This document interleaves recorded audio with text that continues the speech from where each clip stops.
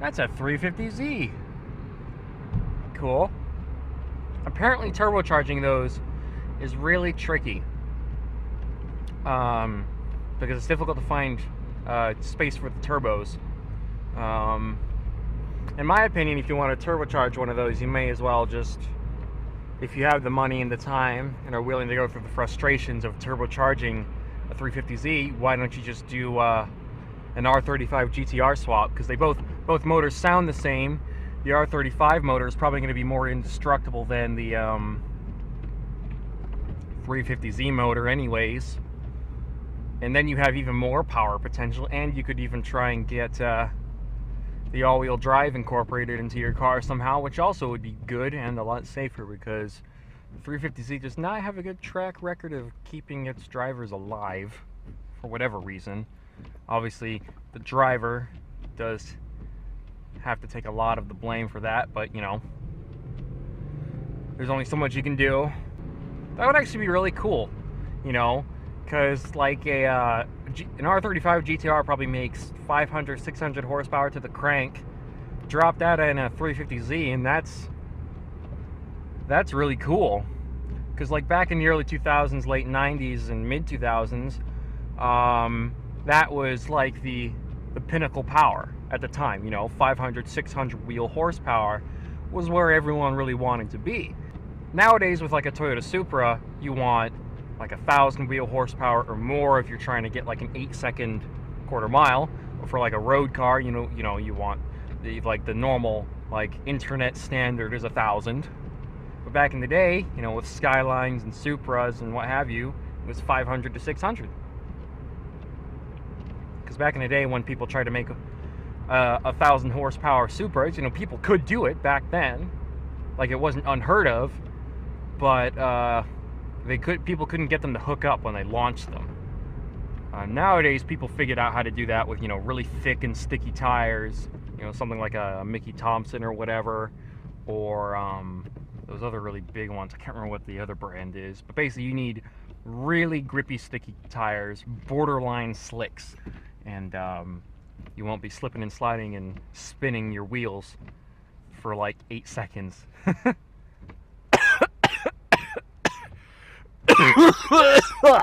So from what I've learned from the experience of accidentally deleting the Arkham Asylum footage is that for this upload batch, this is basically this first season of the Racing Joker uploads, you know, I took on a little bit more than I can chew. Not much, but a little bit more than I can chew, because I've started to reach the space limit of the hard drive, and which led to me actually deleting the Arkham Asylum videos. And so, just to list off some of the series that I'm editing and uploading right now, including ones I've already edited and uploaded, there is I had finished the Need for Speed Payback videos. I'm still editing and making some new ones. There are Ark Survival Evolved, Batman Arkham Asylum, Batman Arkham City, Need for Speed Underground 2, and Motor Madness. That's already 6. So I think for this next editing and upload season, basically, I should try to aim for 3 and 4 tops. And so what I'm thinking is I'll do Arkham Origins,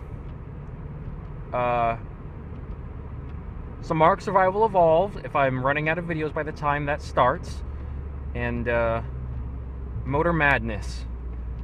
And you know, once I record enough of those and I edit a bunch of those, then I will figure out what I do for the 3rd upload batch. But just so that I don't, because I'm not overwhelmed, but when I get to the point when I start making mistakes like deleting footage that I intend to use for later, that's not good. And, you know, I don't want to keep buying extra hard drives, because then when I have several terabytes of space to work with, I am going to overwhelm myself, and then I'm going to have an infinite amount of footage to edit and upload.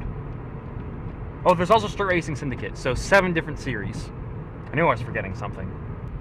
I did have a funny idea the other day that I should do a Minecraft series, and I think I am actually going to do it, just for the heck of it. I know that the Minecraft YouTube video series kind of has died down and is no longer really a big thing to do. Well, then that probably happened in 2014, 2015. But I thought it would be cool to do something a little different. So I'm not going to start making mod spotlight videos or anything like that. What instead I'm going to do is I'm going to make videos for people who bought Minecraft back in 2010, 2011, 2012, and appeal to those people.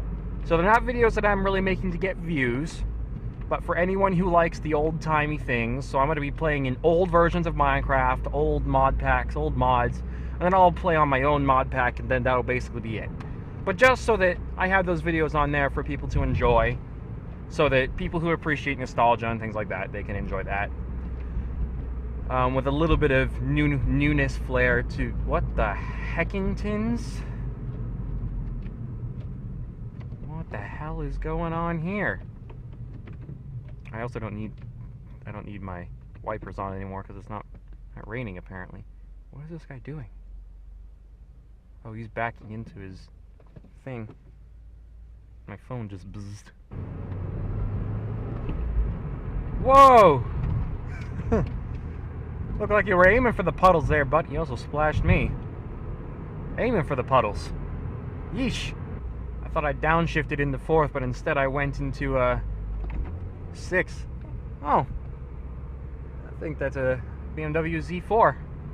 Apparently, the new Toyota Supra shares kind of a chassis platform type thing or setup with the new and upcoming BMW Z4, which is cool. And also the inline 6 that's going to be going into the new Supra is also going to be like co-built, made with BMW and Toyota as well. And I think something similar was done with the 2JZ as well. I don't think that was just Toyota that made it. Where is this water coming from? The sky? That's crazy. I also should